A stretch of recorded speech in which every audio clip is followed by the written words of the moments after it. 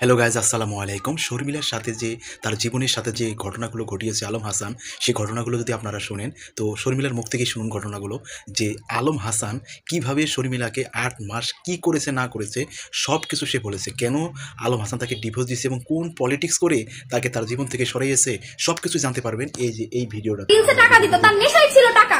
রিলসে টাকা দিত, তখন সে আমাকে জুতা দিয়ে বাইরে আমার রিলস করাইতো, রিলস শিখাইতো। স্বামীর ভক্ত এরা হইব, আপনারা যারা স্বামীকে অবহেলা করেন, এগুলা কে শিখাই দিছে? এগুলা সে আমাকে শিখাই দিছে। ও এখন শর্মিলা সোশ্যাল মিডিয়াতে নাচানাচি করে, সেগুলো দেখেন। শর্মিলাকে যে 8টা মাস কি টর্চার করছে সেগুলো দেখছেন? একটা লোক বানায়া দিয়া, মানে আরজে নীরব ভাইয়া, আপনাকে আমি সম্মান করি, কিন্তু কারো সাজানো গোছানো কথা আপনারা বিশ্বাস করবেন না। আমি কান্না করি, কান্না করব, কারণ আমার লাইফে অ্যাক্সিডেন্ট হয়েছে। আমাকে সবসময় থ্রেট দেওয়া হইতো, তোকে তালাক দিয়ে দিব। আমার কাছে এখনো অনেক স্ক্রিনশট আছে। প্রতিনিয়ত আমাকে থ্রেট দেওয়া হইতো যে তোকে তালাক দিয়ে দিব, তোকে তালাক দিয়ে দিব, তোর রাখবো না, তো 3 লাখ টাকা রেডি। হ্যাঁ, আর আমি নাকি তারে 20 থেকে 30 বার তালাক দিছি। আমি নাকি তারে, সে আমাকে এই থ্রেটটা পর্যন্ত দিছে যে তোর তো পাস্ট আছে, তুই আগের তারে তালাক দিয়ে আসছস, এখন তুই সোশ্যাল মিডিয়াতে আমার নামে কি বলবি, কি বলবি, এইভাবে আমারে বলা হইতো।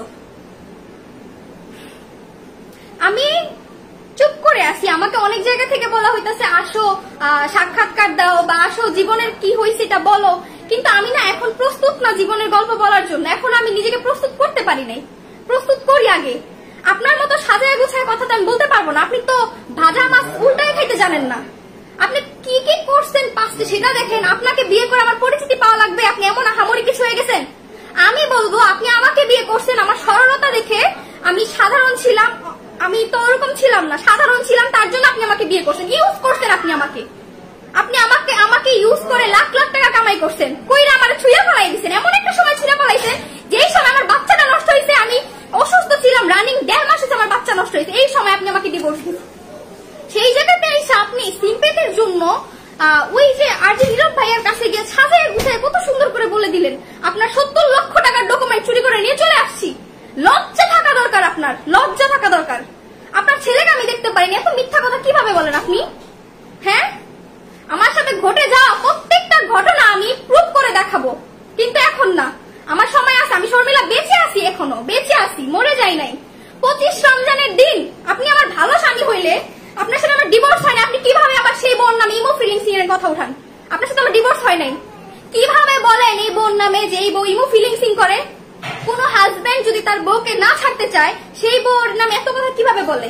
তার এই ডকুমেন্ট আছে, ওই ডকুমেন্ট আছে, দেখান, প্রুফ করেন আমার ডকুমেন্টস।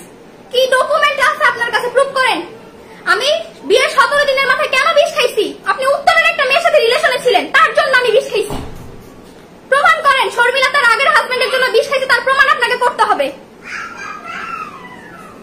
ডিভোর্স দিছেন একটা মেয়েরে রাস্তায় নামাই দিছেন। আর কি, মো আপু আমাকে সাপোর্ট করছে মেন্টালি। যখন আপনি আমাকে ছুঁড়ে ফেলাই দিছেন, ময়লার টিস্যু ইউজ করে আমাকে ছুঁড়ে ফেলাই দিছেন, তখন মো আপু আমাকে সাপোর্ট করছিল মানসিক ভাবে। আমি 25 রমজানে ফাঁসি দিছিলাম, আমার বাবা দরজা ভেঙে বের করছে আমারে। নাইলে এই শর্মিলা আজ আপনাদের মাঝে বেঁচে থাকতো না, এই শর্মিলা কবরে থাকতো।